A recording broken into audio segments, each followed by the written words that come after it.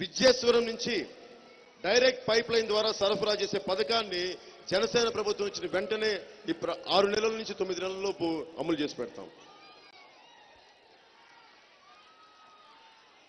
అలాగే యలమంచిలి మండలంలోని గ్రామాల చివరి ప్రాంతాలు అవటం, టైలెండ్ ఏరియాస్ అవటం వలన రెండవ పంటకి సాగునీరు రావటం లేదని చెప్తా ఉన్నా.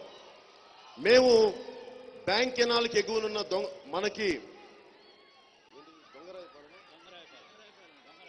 దొంగరాయపాలెం అనే గ్రామం వద్ద ఎత్తిపోతల పథకం ద్వారా బ్యాంక్ కెనాల్కి గోదావరిని నీరు పంప్ చేసి యలమంచిలి మండల టైలెండ్ ఏరియా గ్రామాలన్నింటికి పంపించి రెండో పంటకి నీరు సాగునీరు అందించే ఏర్పాటు ఖచ్చితంగా చేసి పెడతాం.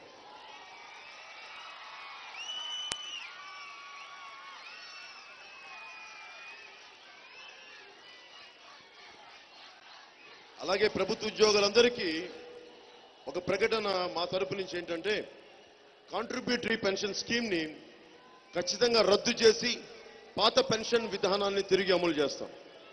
అన్ని ప్రభుత్వ శాఖల్లో ఉన్న ఖాళీల్ని భర్తీ చేయిస్తాం.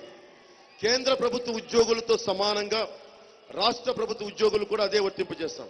అందుకని ఒక న్యూ పే కమిషన్ ఏర్పాటు చేస్తాం. కేంద్ర ప్రభుత్వ ఉద్యోగులకు ఎంతైతే జీతభత్యాలు వస్తాయో అంతే సరి సమానంగా రాష్ట్ర ప్రభుత్వాలకు ఉద్యోగులు కూడా జీతభత్యాలను వచ్చి ఏర్పాటు చేయిస్తాం. ఈ మధ్యకాలంలో 33% చంద్రబాబు గారు చెప్పినట్టుగా 22, జగన్మోహన్ రెడ్డి గారు చెప్పినట్టుగా 26 కాకుండా మేము 1/3 33% ఇంటరిమ్ రిలీఫ్ ని ప్రభుత్వ ఉద్యోగులందరికీ మేము అందజేసి పెడతాం. అలాగే నేను ప్రభుత్వ ఉద్యోగ కొడుకుని కాబట్టి నాకు కష్టాలు తెలుసు. సొంత ఇల్లు ఉండవు.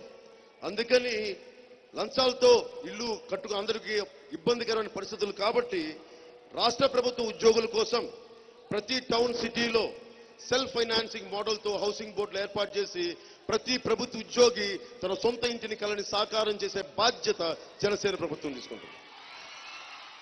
అలాగే ఉపాధ్యాయులు పని వేళలను, పని పద్ధతులను, వేతనాలను, విధి విధానంలో వారి పాత్రను మారిన పరిస్థితులకు అనుగుణంగా ఉండటానికి సరికొత్త ఎడ్యుకేషనల్ రిఫార్మ్స్ ని తీసుకొస్తాం. అంటే ఒక కొత్త ఎడ్యుకేషన్ రిఫార్మ్స్ కమిషన్ ఏర్పాటు చేసి ఉపాధ్యాయులు కేవలం విద్యార్థుల కోసమే పనిచేయాలి కానీ తెలుగుదేశం నాయకులకో, వైసీపీ నాయకులకో వీళ్ళ కోసం పని చెయ్యకూడదు. ఆ పద్ధతిని మార్చి తీరుతాం. కేవలం ఉపాధ్యాయులు అనేవాళ్ళు విద్యను బోధించే వాళ్ళుగా నిజంగా అపర సరస్వతిలాగా ఉండాలని, ముఖ్యంగా ఉపాధ్యాయుల్ని కేవలం వారి చదువులకి, విద్యార్థులకి పరిమితం చేసే బాధ్యతని జనసేన ప్రభుత్వం ఎడ్యుకేషన్ రిఫార్మ్స్ ద్వారా తీసుకొస్తాం. అలాగే కాంట్రాక్ట్ ఎంప్లాయీస్ గా ఉన్న వారిని అర్హతలకు అనుగుణంగా క్రమక్రమంగా ఒక నిర్ణీత సమయంలో వారిని రెగ్యులరైజ్ చేసి పెడతాం.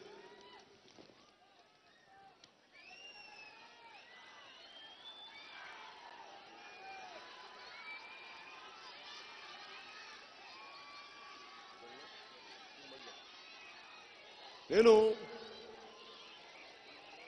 చాలా ఇబ్బందులు పడి నేను జనసేన స్టార్ట్ చేసేటప్పటికి నాకు అన్ని ప్రతికూల పరిస్థితులు. ఒక్కళ్ళు అండగా లేరు. ఎవరు నా గుండె ధైర్యం చెప్పేవాళ్ళు లేరు. ఎంతమంది సొంత వాళ్ళు ఉన్నారో తెలీదు. నాకుంది. నేను ఎవరు నమ్ముతానంటే, ప్రతికూల పరిస్థితుల్లో ఎవరైతే నాకు అండగా ఉంటారో వాళ్ళకి నేను సలాం కొట్టేస్తాను. అనుకూల పరిస్థితుల్లో అందరం ఉంటాం. కష్టాలు వచ్చినప్పుడే కదా మనిషికి కావాల్సింది. నా జీవితం అంతా నేను చెప్పాను, చిన్నపాటి సుఖం కూడా నాకు ఎప్పుడు దొరకదు. ఎప్పుడు తపన పడాలి. జనసేన పెట్టినప్పుడు నాకు ఏముందని ఆందోళన, నాకు ఎందుకు అవసరం ఏముంది? తెలంగాణలో ఆంధ్రుల్ని ఆస్తులు అక్కడ ఉన్నాయి కాబట్టి ఒక భయానకమైన పరిస్థితిలో మనం లొంగేలా అయిపోయాం అందరం. ఈ రోజున ఆంధ్రప్రదేశ్ గురించి మాట్లాడే పెద్ద నాయకులు చెప్తాను, ఒక్కడికి దమ్ము లేదు తెలంగాణలో మాట్లాడడానికి, ఒక్కడికి గుండె దమ్ము లేదు, ధైర్యం లేదు, తెగింపు లేదు. తెలంగాణ నాయకులు కనిపిస్తే నేను గౌరవిస్తాను, కానీ నా ఆంధ్రుల ఆత్మగౌరవాన్ని చంపను. ఆంధ్రుల ఆత్మగౌరవాన్ని విధంగానే జనసేన ఉంటుంది. తెలుగు జాతి ఐక్యత కోసం జనసేన ఉంటుంది. కానీ ఆంధ్రుల ఆత్మగౌరవాన్ని తాకట్టు పెట్టి వాళ్ళు పడేసే బిస్కెట్లకైతే జగన్మోహన్ రెడ్డి గారిలో వెళ్ళి నేను టీఆర్ఎస్తో కలవాలి. మనకి కేసీఆర్ గారి గౌరవం ఉంది. ఒక ఉద్యమాన్ని బలీయంగా నడిపిన వ్యక్తి, ఆ రాష్ట్ర ముఖ్యమంత్రి, వారికి ఇవ్వాల్సిన గౌరవం ఖచ్చితంగా నేను ఇస్తాను. వారిని కోరుకుంది కూడా నేను.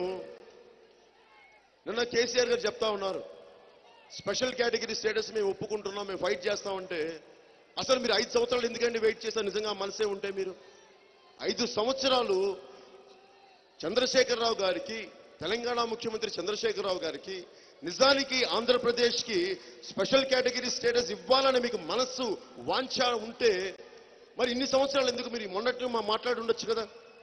ఏ రోజున మీరు మాట్లాడలేదు. నో కాన్ఫిడెన్స్ మోషన్ అప్పుడు కూడా మీరు ఆ తెలంగాణ మేము ప్రభుత్వాన్ని నమ్మమని చెప్పారు, కానీ ఆంధ్రప్రదేశ్కి స్పెషల్ కేటగిరీ స్టేటస్ ఇవ్వాలి అన్న ఒక్క రోజున కూడా మీరు మాట్లాడలేదు. అలాగే పోలవరం ప్రాజెక్టు మేము అడ్డు కాదన్నారు. మీరు అడ్డొస్తారో లేదు, మీరు అడ్డొచ్చిన పోలవరం కట్టి తీరుతాం, అది వేరే సంగతి, అది వేరే పద్ధతి. నేను అనుకుంటుంది జగన్మోహన్ రెడ్డి గారు అన్నారు,